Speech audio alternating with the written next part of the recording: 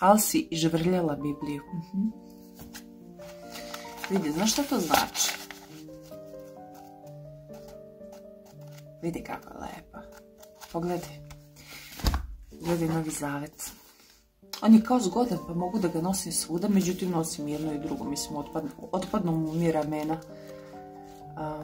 To znači da ja provodim vreme u Božjoj reči. To znači da ja idem, tražim, kopam. To znači da mi Bog daje. Odatle ja znam, zato što tražim od Boga. I ja ti ovo ne govorim sa osudom. Ja razumem da smo mi učeni da ti Bibliju poštuješ kao amaliju, kao predmet. Sad je staviš negdje u neki ćošak kuće ili na neko mesto i kao ona ti kao predmet čuva. Božja reč je duh, znači ona je živa, ona nisu ove korice, ona nije ovaj tekst.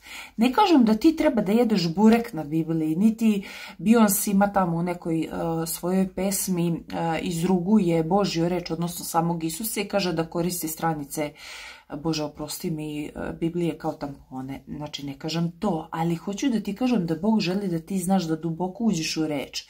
Bog želi da ti provodiš vreme sa njim. I ja sam imala velik problem sa čitanjem Biblije, kao i većina vas što ima, duhovi tame rade protiv toga, protiv poznanja Božje reči i dubina. I molila sam se Bogu, dugo sam se ja i molila za to.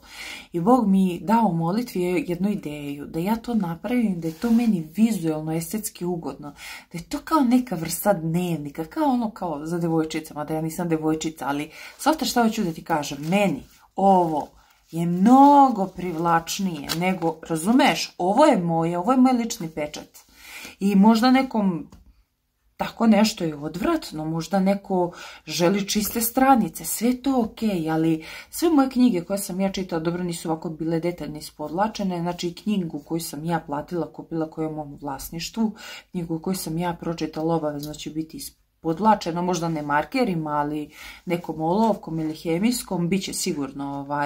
Ja volim knjige koje sam već čitala još jednom, onako dobre knjige, da prelistam i da onako te stihove ili te rečenice koje su bitne ponovo da upijem. Tako da, nemoj biti sablažnjena, molim te. Čekaj. Ne ovako. Hoću da ti kažem da Biblija je živa reč i Bogu je stalo da je poznaješ sad na koji god način, ali to je mnogo draže Bogu.